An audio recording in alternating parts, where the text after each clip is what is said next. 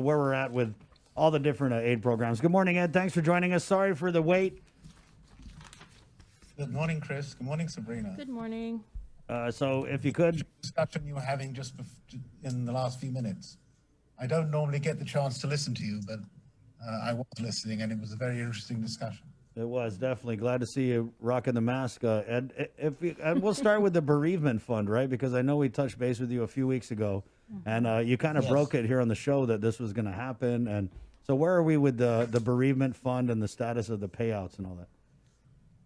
As of Chris, as of last night, we'd received 41 applications. We've paid 7, and yesterday approved a further 6. So, as far as applications are concerned, we're more than halfway through.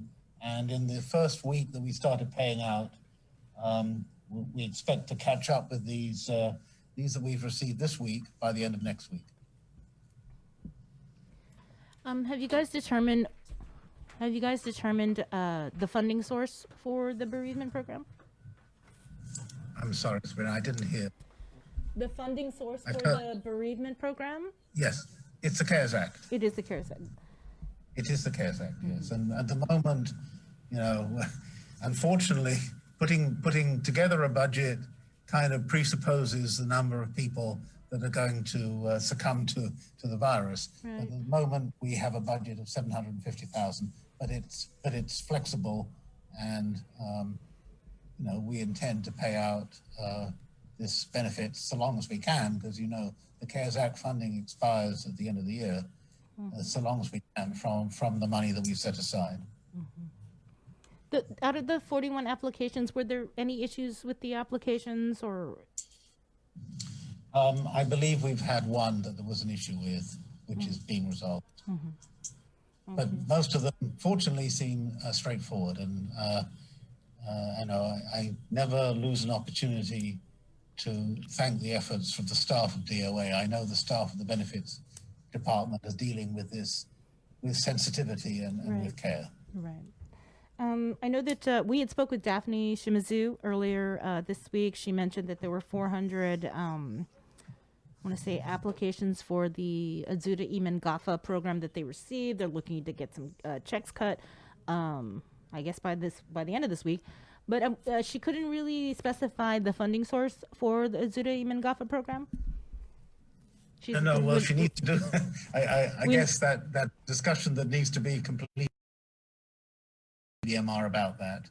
I believe they've reached some kind of conclusion, and as soon as that's put into the system, we're committed to.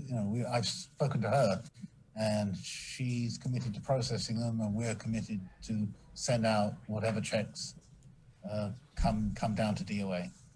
But you haven't received any yet, so it goes. I haven't received any yet. Okay.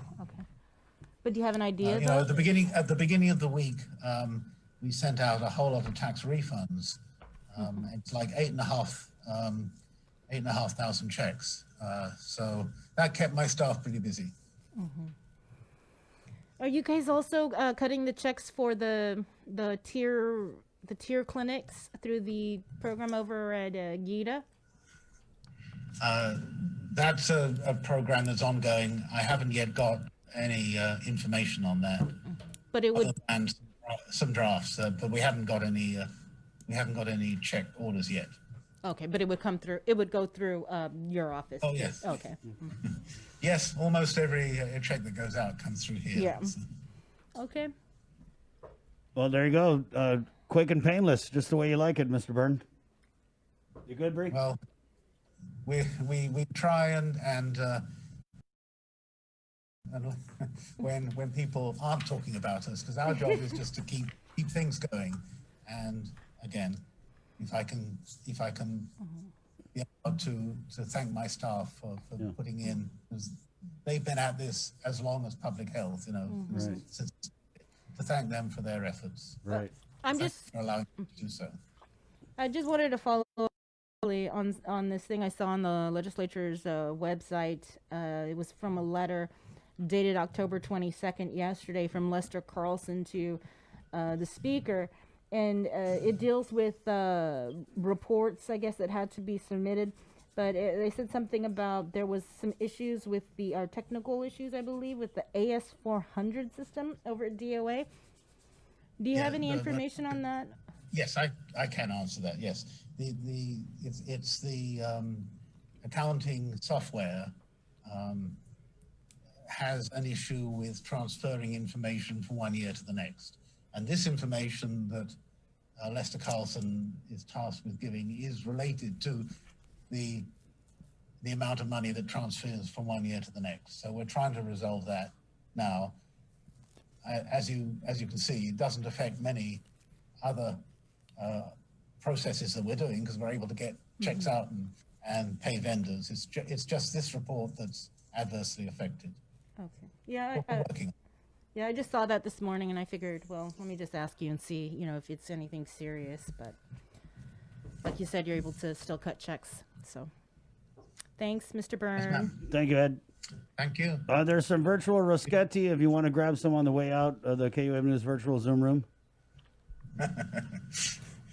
We live in a virtual world. I'll tell you what. Right on. Okay, we'll see you. Take care. Take it easy, Ed. 8:15, real quick break. Coming back with Dr. Hoa Wen, the chairman of the Physicians Advisory Group, as they had a big meeting last night.